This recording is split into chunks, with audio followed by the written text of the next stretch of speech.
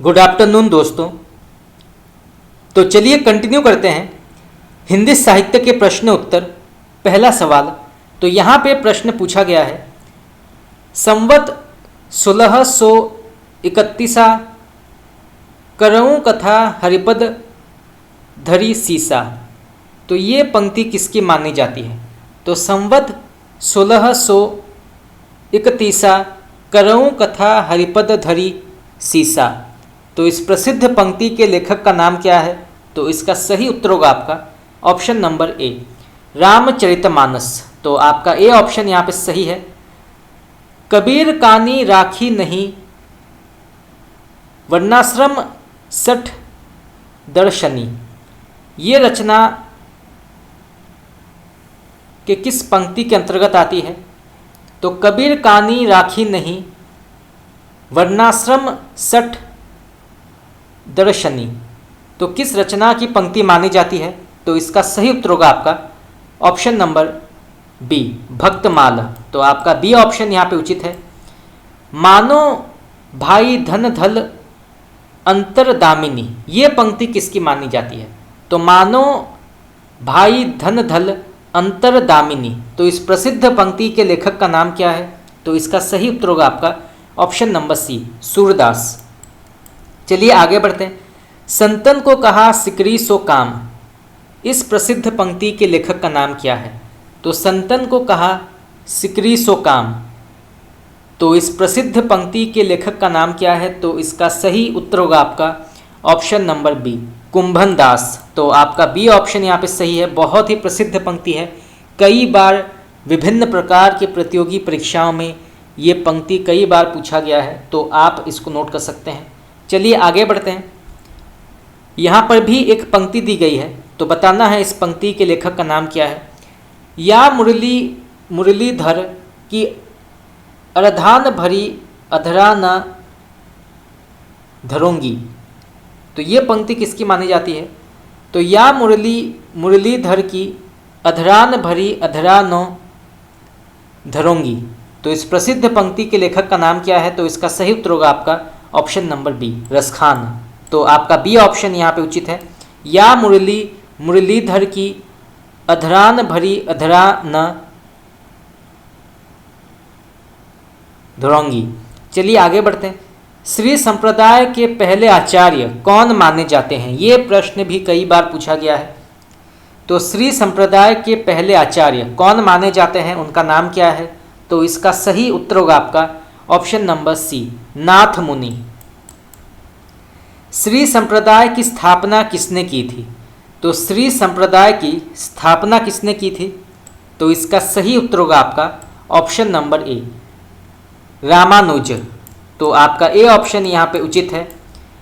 यहाँ पे आपको मिलान करना है सूची 1 को सूची 2 के साथ। तो सबसे पहले आते हैं रामानुज। तो रामानुज जो हैं ये श्री संप्रदाय के अंतर्गत आते हैं। इसके बाद निम्बार्क, तो निम्बार्क जो हैं ये हंस संप्रदाय के अंतर्गत आते हैं। इसके बाद आता है विष्णु स्वामी। तो विष्णु स्वामी जो हैं ये रुद्र संप्रदाय के अंतर्गत आते हैं। और फिर आते हैं माधवाचार्य। तो माधवाचार्य जो हैं ये ब्रह्म संप्रदाय के अंतर्गत आते हैं। तो यहाँ से 4 प्रकार के प्रश्न आ सकते हैं, तो आप इसको नोट कर सकते हैं।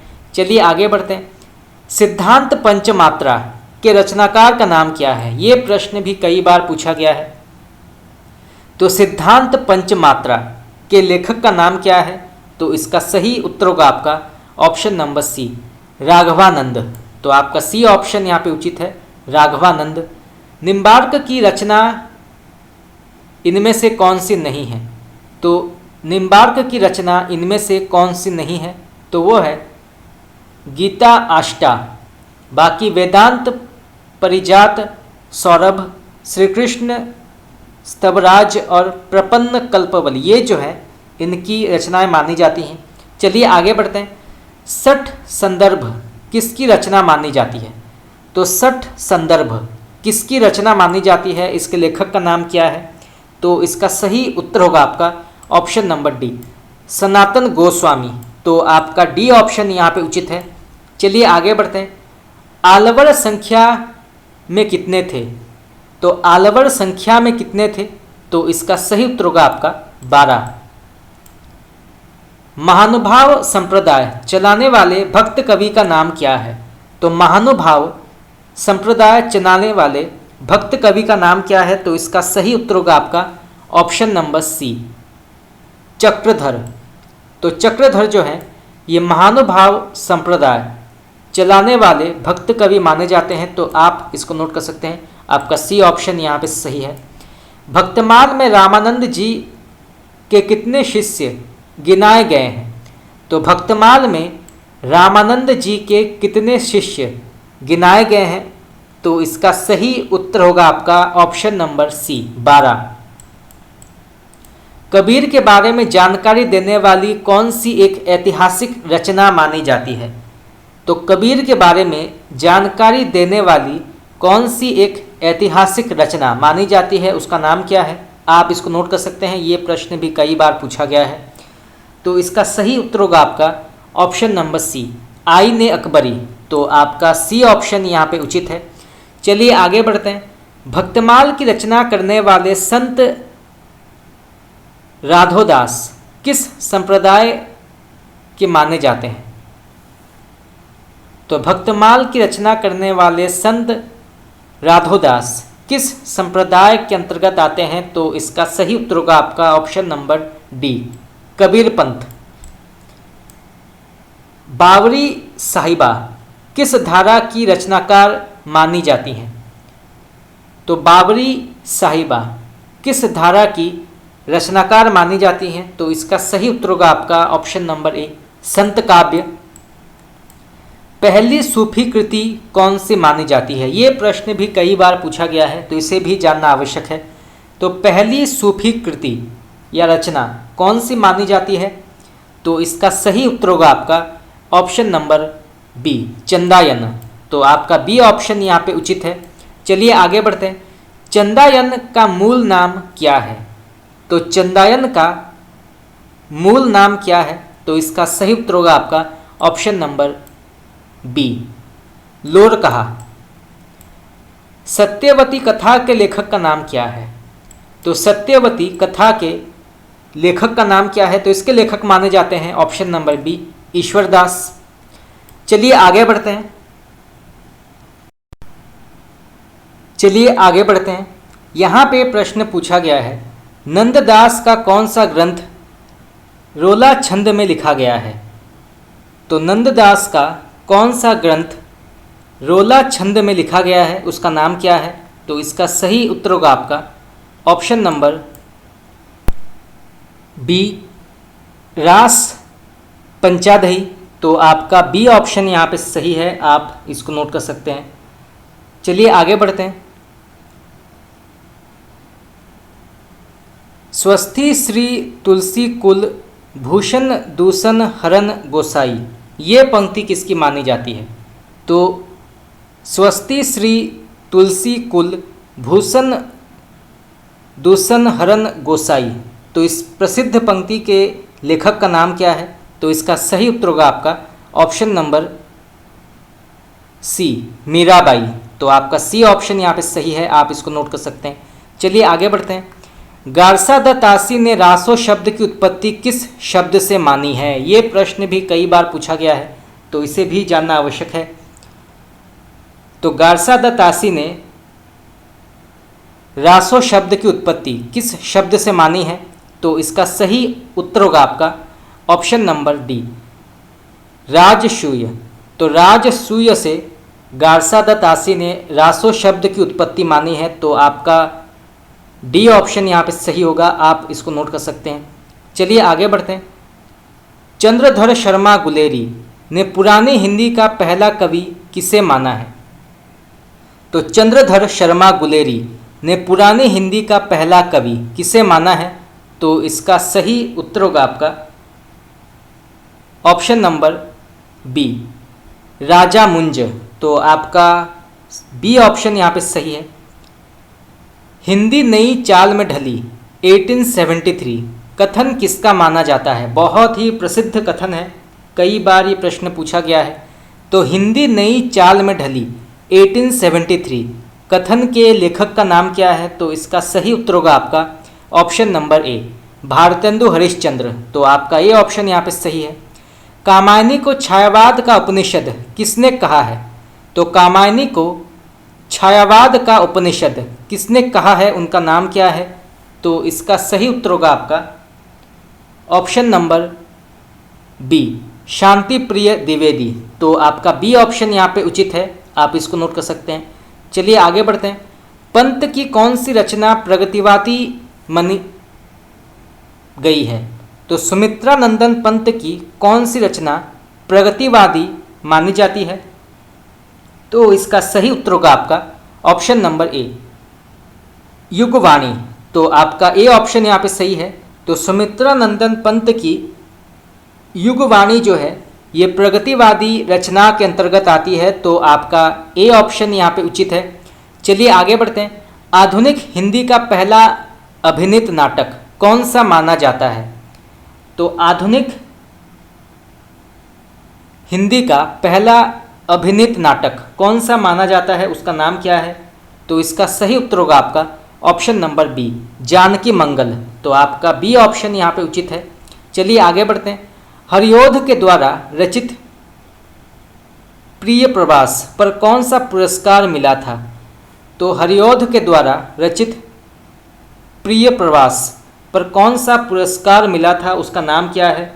तो इसका सही उत्तर होगा आपका ऑप्शन नंबर डी, मंगला प्रसाद पारितोषिक। तो आपका डी ऑप्शन यहाँ पे उचित है। स्ट्राइक एकांकी के लेखक का नाम क्या है?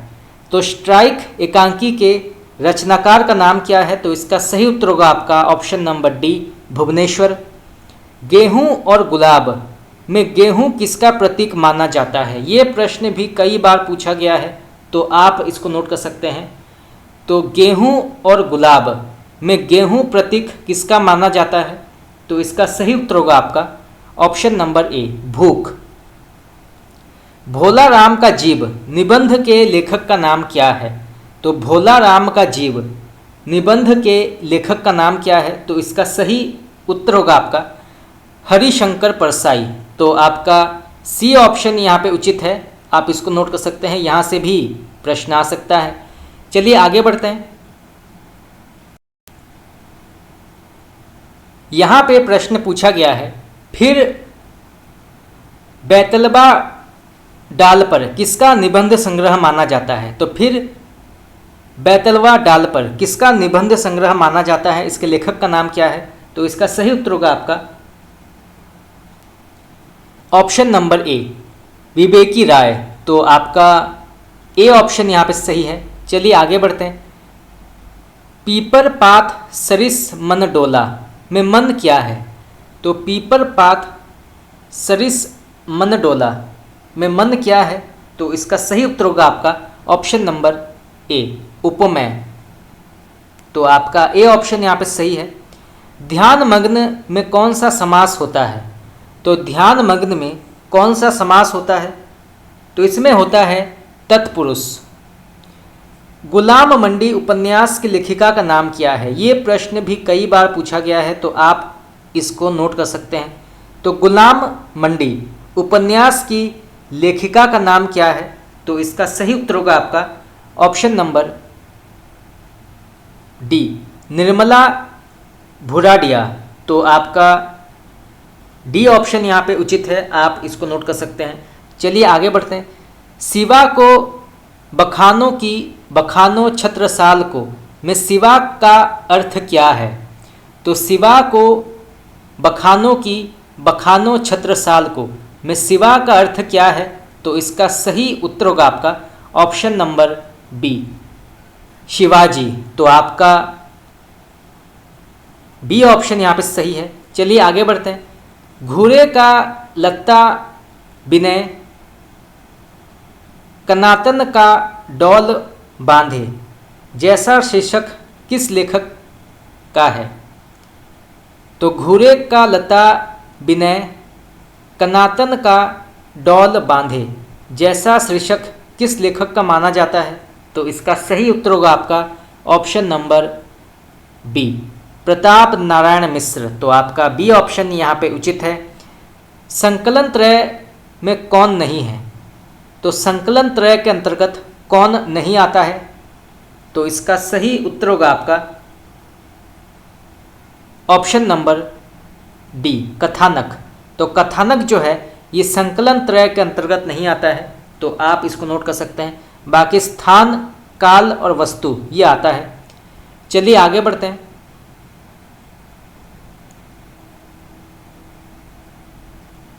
शुद्ध वर्तनी का चयन कीजिए। तो इनमें से कौन सा ऑप्शन सही है?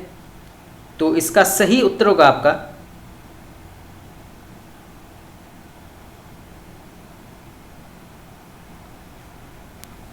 तो आपका ऑप्शन नंबर 3 जो है वो शुद्ध वर्तनी के अंतर्गत आता है। बाकी आपका 1, 2 और 4 गलत है। चलिए आगे बढ़ते हैं। इंडियन प्रेस की स्थापना कब हुई थी? तो इंडियन प्रेस की स्थापना कब हुई थी? तो इसका सही उत्तर होगा आपका ऑप्शन नंबर ए, 1884। तो आपका ए ऑप्शन यहाँ पे उचित है। काव्य शोभा करान धर्मान अलंकारन प्रचक्षते, ये पंक्ति किसकी मानी जाती है? तो काव्य शोभा करान धर्मान अलंकारन प्रचक्षते, तो ये पंक्ति किसकी मानी जाती है? तो इसका सही उत्तर होगा आपका ऑप्शन नंबर डी, दंडी। तो आपका डी ऑप्शन यहाँ पे सही होगा। चलिए आगे बढ़ते हैं। पंजाबी की लिपि क्या है? तो पंजाबी भाषा की लिपि क्या है? तो इसका सही उत्तर होगा आपका ऑप्शन नंबर बी, गुरुमुखी। तो आपका बी ऑप्शन यहाँ पे सही है, गुरुमुखी। चलिए नेक्स्ट क्वेश्चन। चलिए आगे बढ़ते हैं। यहाँ पे प्रश्न पूछा गया है, निबंध को गद्य की कसौटी किसने माना है? तो निबंध को गद्य की कसौटी किसने माना है, उनका नाम क्या है? तो इसका सही उत्तर होगा आपका ऑप्शन नंबर सी, आचार्य रामचंद्र शुक्ल। तो आपका सी ऑप्शन यहाँ पे उचित है। रघुवंश महाकाव्य में कितने सर्ग हैं? तो रघुवंश महाकाव्य में कितने सर्ग आते हैं? तो इसका सही उत्तर होगा आपका ऑप्शन नंबर बी, 19। तो आपका बी ऑप्शन यहाँ पे उचित है। अमिधा उत्तम काव्य है, मध्य लक्षणा लीन, किसका कथन माना जाता है? बहुत ही प्रसिद्ध कथन है, कई बार ये प्रश्न पूछा गया है। तो अभिधा उत्तम काव्य है, मध्य लक्षणा लीन, किसका कथन माना जाता है? तो इसका सही उत्तर होगा आपका ऑप्शन नंबर डी, देव। तो आपका डी ऑप्शन यहाँ पे सही है, देव कवि की ये कथन मानी जाती है। अमिधा उत्तम काव्य है, मध्य लक्षणा लीन। चलिए आगे बढ़ते हैं। रीति संप्रदाय के प्रवर्तक आचार्य कौन माने जाते हैं? तो रीति संप्रदाय के प्रवर्तक आचार्य कौन माने जाते हैं, उनका नाम क्या है? तो इसका सही उत्तर होगा आपका ऑप्शन नंबर सी, वामन। तो आपका सी ऑप्शन यहाँ पे सही है, वामन। चलिए आगे बढ़ते हैं। भट्ट लौलट के द्वारा प्रतिपादित मत कौन सा माना जाता है? तो भट्ट लोलट के द्वारा प्रतिपादित मत कौन सा माना जाता है, उसका नाम क्या है? तो इसका सही उत्तर होगा आपका ऑप्शन नंबर ए, उत्पत्तिवाद। तो भट्ट लोलट के द्वारा प्रतिपादित मत का नाम है उत्पत्तिवाद। तो आपका ए ऑप्शन यहाँ पे उचित है। चलिए आगे बढ़ते हैं। अक्षर द्विकोपदेश किसने लिखा है? तो अक्षर द्विकोपदेश के लेखक का नाम क्या है? तो इसका सही उत्तर होगा आपका ऑप्शन नंबर बी, डोम्भिपा। तो आपका बी ऑप्शन यहाँ पे सही है, डोम्भिपा। चलिए आगे बढ़ते हैं। नागरी प्रचारिणी सभा काशी के संस्थापकों में कौन नहीं है? तो नागरी प्रचारिणी सभा काशी के संस्थापकों में कौन नहीं है? तो इसका सही उत्तर होगा आपका ऑप्शन नंबर बी, वेणी प्रसाद। ये जो है संस्थापकों के अंतर्गत नहीं आते हैं, तो आपका बी ऑप्शन यहाँ पे गलत है। बाकी श्याम सुंदर दास, शिव कुमार सिंह और राम नारायण मिश्र, ये जो है काशी नागरी प्रचारिणी सभा के संस्थापक माने जाते हैं। तो आपका 1, 3 और 4 बिल्कुल सही है, तो आप इसको नोट कर सकते हैं। चलिए आगे बढ़ते हैं। व्याकरण ग्रंथ इनमें से कौन सा माना जाता है? तो व्याकरण ग्रंथ इनमें से कौन सा माना जाता है? तो इसका सही उत्तर होगा आपका ऑप्शन नंबर सी, उक्ति व्यक्ति प्रकरण। तो आपका सी ऑप्शन यहाँ पे सही है। चलिए आगे बढ़ते हैं। विद्यापति की कुल कितनी रचनाएं मिलती हैं? तो विद्यापति की कुल कितनी रचनाएं मिलती हैं? तो इसका सही उत्तर होगा आपका ऑप्शन नंबर ए, 14। शिकारनामा किसने लिखा है? ये प्रश्न भी कई बार पूछा गया है। तो शिकारनामा के लेखक का नाम क्या है? तो इसका सही उत्तर होगा आपका ऑप्शन नंबर सी, गेसुदराज। तो आपका सी ऑप्शन यहाँ पे उचित है। शिव कुमार शर्मा ने संत मत का प्रवर्तक किसे माना है? तो शिव कुमार शर्मा ने संत मत का प्रवर्तक किसे माना है? उनका नाम क्या है? तो इसका सही उत्तर होगा आपका ऑप्शन नंबर बी, संत नामदेव। तो आपका बी ऑप्शन यहाँ पे उचित है। गंगा शक्ति तरंगिणी किसने लिखा है? तो गंगा शक्ति तरंगिणी के लेखक का नाम क्या है? तो इसके लेखक हैं option number B, Ganpati Thakur. तो आपका बी ऑप्शन यहाँ पे उचित है। चलिए आगे बढ़ते हैं। निम्नलिखित में योग रूढ़ शब्द कौन सा है? तो निम्नलिखित में योग रूढ़ शब्द कौन सा है? तो इसका सही उत्तर होगा आपका ऑप्शन नंबर डी, पंकज। तो आपका डी ऑप्शन यहाँ पे सही है। पंकज जो है ये योग रूढ़ शब्द के अंतर्गत आता है। चलिए आगे बढ़ते हैं। जीतने की इच्छा हेतु एक शब्द लिखिए। तो जीतने की इच्छा हेतु एक शब्द क्या है? तो इसका सही उत्तर होगा आपका ऑप्शन नंबर बी,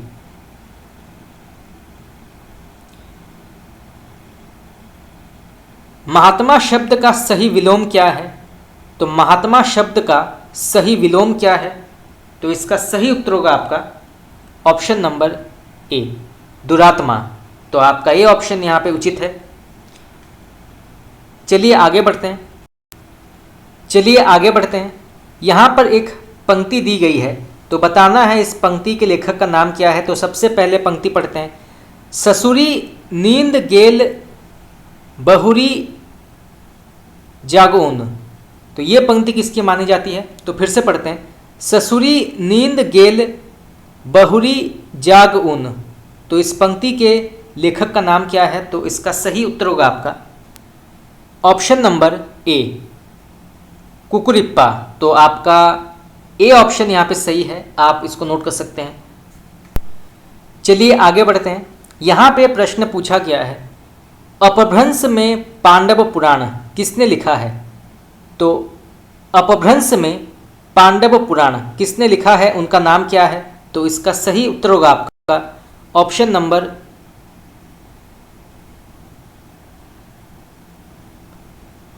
सी, यश कीर्ति। तो आपका सी ऑप्शन यहाँ पे सही है।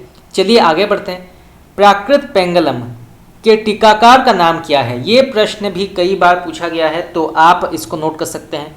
तो प्राकृत पेंगलम के टीकाकार का नाम क्या है? तो इसका सही उत्तर होगा आपका ऑप्शन नंबर ए, वंशीधर। तो आपका ए ऑप्शन यहाँ पे उचित है।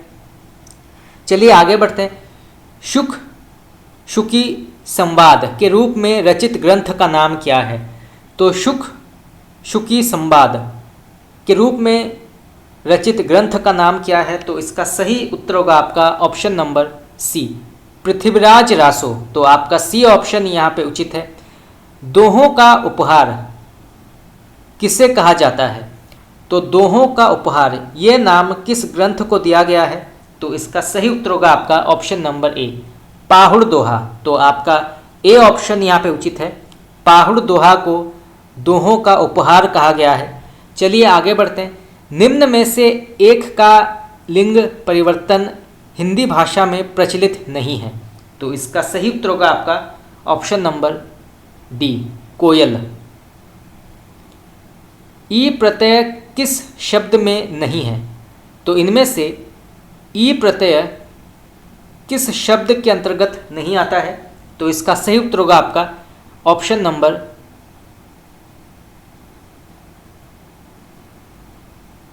बी, चमेली। तो चमेली में ई प्रत्यय नहीं है।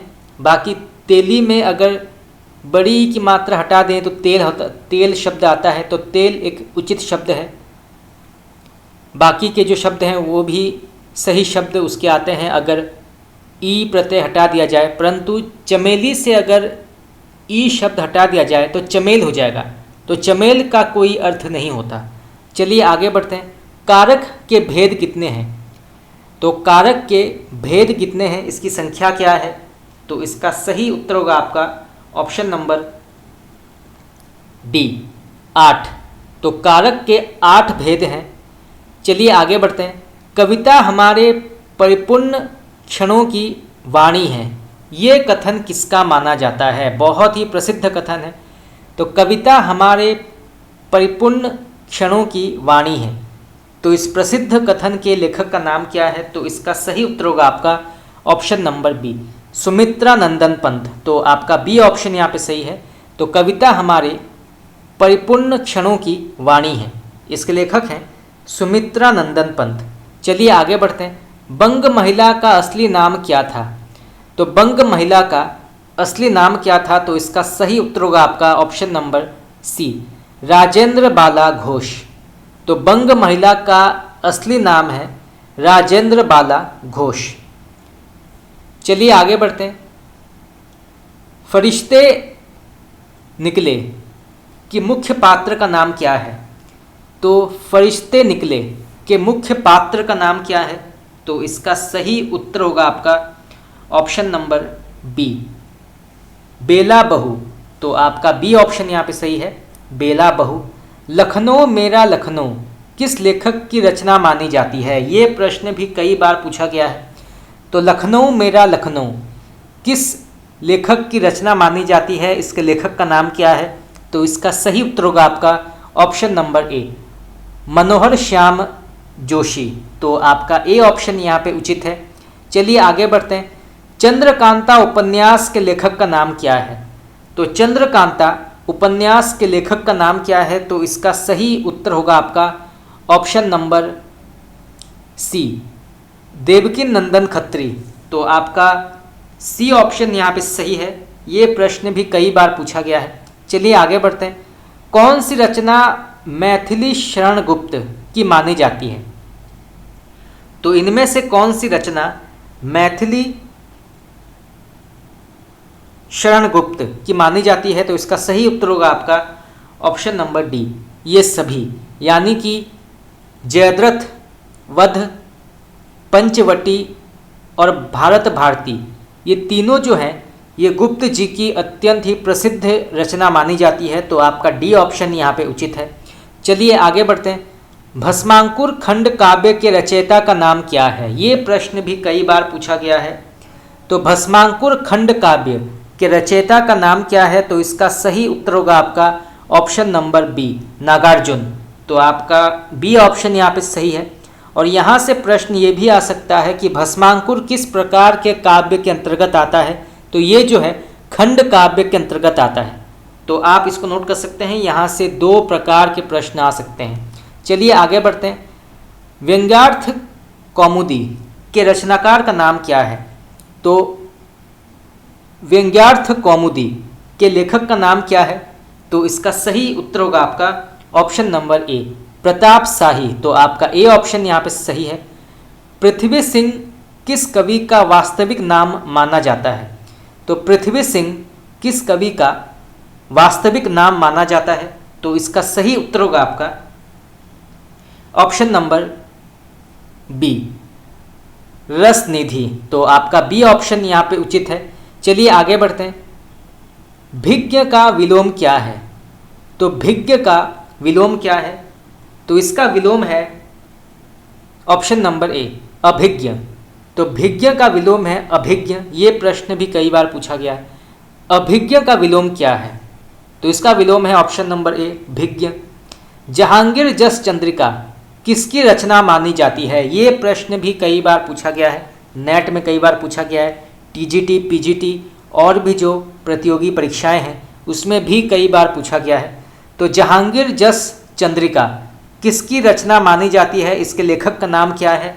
तो इसका सही उत्तर होगा आपका ऑप्शन नंबर डी केशवदास। तो आपका डी ऑप्शन यहाँ पे उचित है। चलिए आगे बढ़ते हैं। भूषण की रचना इनमें से कौन सी नहीं मानी जाती? तो भूषण की रचना इनमें से कौन सी नहीं मानी जाती? तो इसका सही उत्तर होगा आपका ऑप्शन नंबर बी भाषा भूषण। तो आपका बी ऑप्शन यहाँ पे सही है। बाकी शिवा बावनी, शिवराज भूषण और छत्रसाल दशक ये जो है भूषण की रचना मानी जाती है। तो आपका 1, 3 और 4 ये ऑप्शन बिल्कुल सही है, परंतु आपका 2 ऑप्शन यहाँ पे गलत है। चलिए आगे बढ़ते हैं। मछली घर विधा क्या मानी जाती है?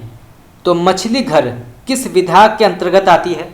तो इसका सही उत्तर होगा आपका ऑप्शन नंबर सी काव्य। तो आपका सी ऑप्शन यहाँ पे सही है। लाल हवेली किस साहित्यकार की रचना या कहानी मानी जाती है? तो लाल हवेली किस साहित्यकार की कहानी मानी जाती है, उनका नाम क्या है? तो इसका सही उत्तर होगा आपका ऑप्शन नंबर बी शिवानी। तो आपका बी ऑप्शन यहाँ पे उचित है। चलिए आगे बढ़ते हैं। शेष यात्रा उपन्यास की लेखिका का नाम क्या है? तो शेष यात्रा उपन्यास की लेखिका का नाम क्या है? तो इसका सही उत्तर होगा आपका ऑप्शन नंबर बी उषा प्रेमवदा। तो आपका बी ऑप्शन यहाँ पे उचित है उषा प्रेमवदा।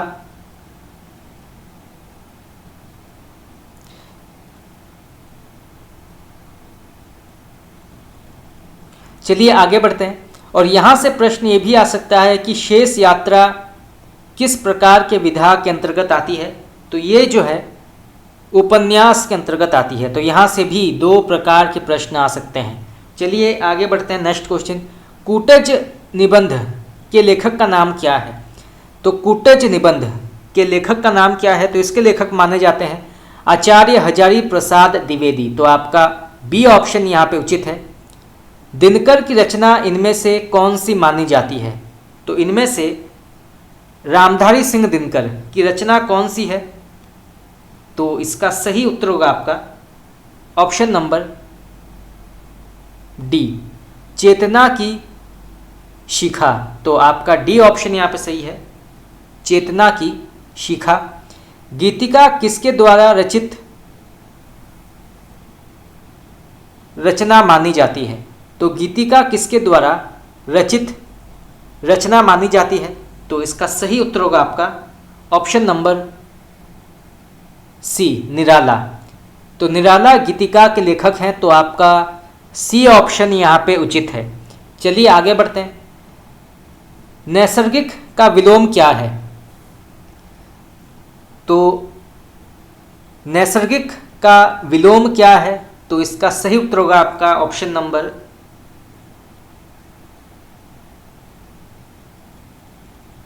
बी सर्गिक। तो आपका ए ऑप्शन यहाँ पे सही है सर्गिक। हिंदुस्तान पत्रिका के संपादक का नाम क्या है?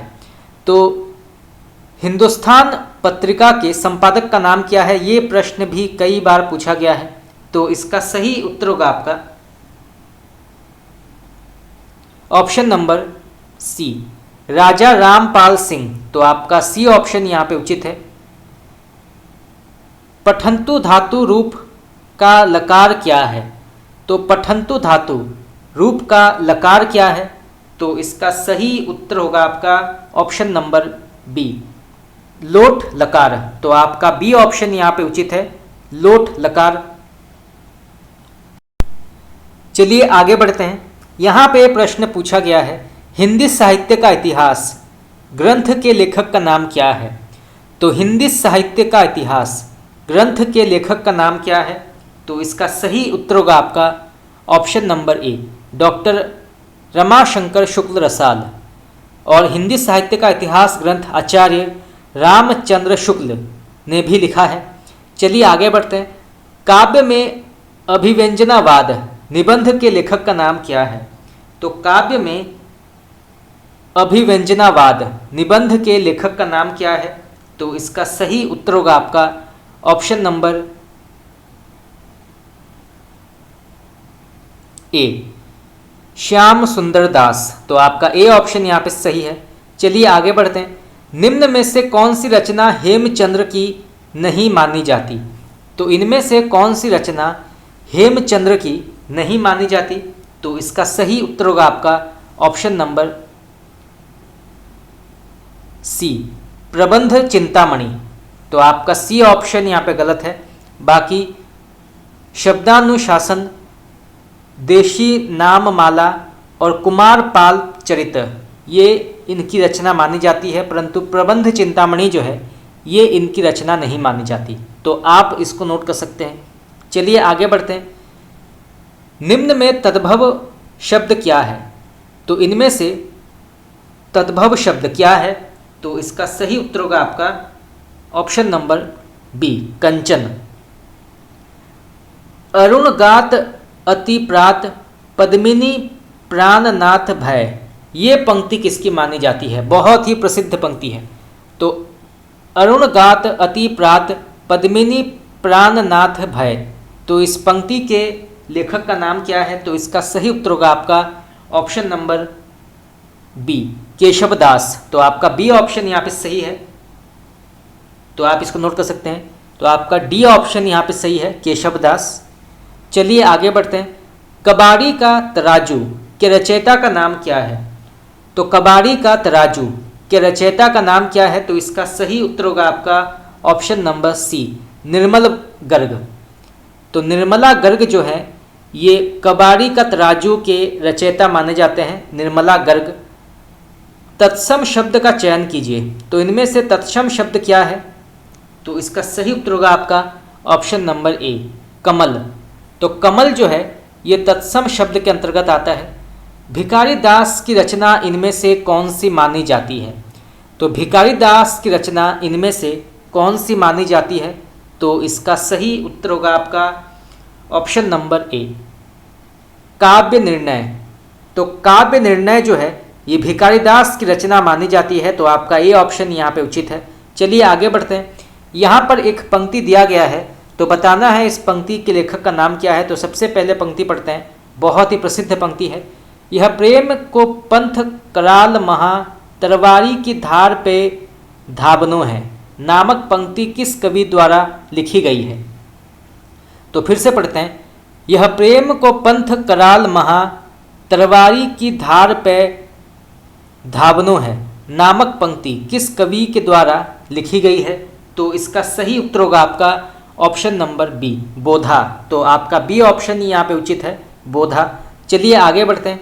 आचार्य केशवदास को कठिन काव्य का प्रेत किस आलोचक ने कहा है? ये प्रश्न भी कई बार पूछा गया है।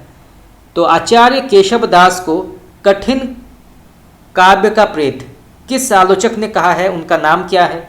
तो इसका सही उत्तर होगा आपका ऑप्शन नंबर बी, आचार्य रामचंद्र शुक्ल। तो आपका बी ऑप्शन यहाँ पे उचित है। आपका सी ऑप्शन यहाँ पे उचित है। तो आप इसको नोट कर सकते हैं। आचार्य रामचंद्र शुक्ल ने केशवदास को कठिन काव्य का प्रेत कहा है। चलिए आगे बढ़ते हैं। देवनागरी लिपि किस प्रकार की लिपि मानी जाती है? तो देवनागरी लिपि जो है किस प्रकार की लिपि मानी जाती है? तो इसका सही उत्तर होगा आपका ऑप्शन नंबर बी,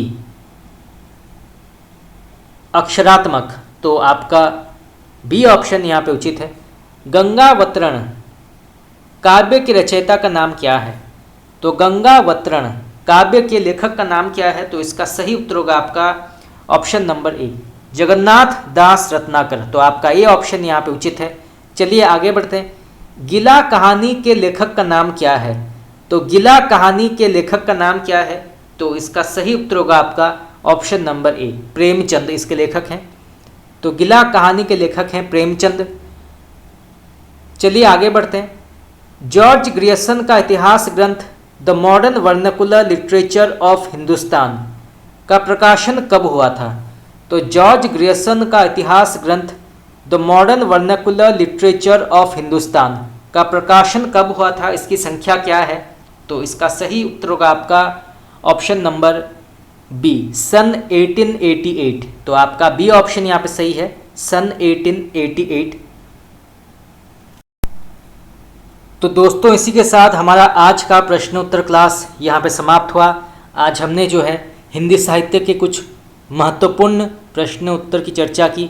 आगे हम इसके और भी प्रश्न उत्तर की चर्चा करेंगे, परंतु अगर आप चाहते हैं कि मैं आपको हिंदी ग्रामर के भी क्लास कराऊं तो आप मुझे कमेंट करके बता सकते हैं। तो आज के लिए इतना ही। अगर आप लोगों को मेरा क्लास पसंद आया तो आप मुझे कमेंट करके बता सकते हैं। आपका बहुत बहुत धन्यवाद।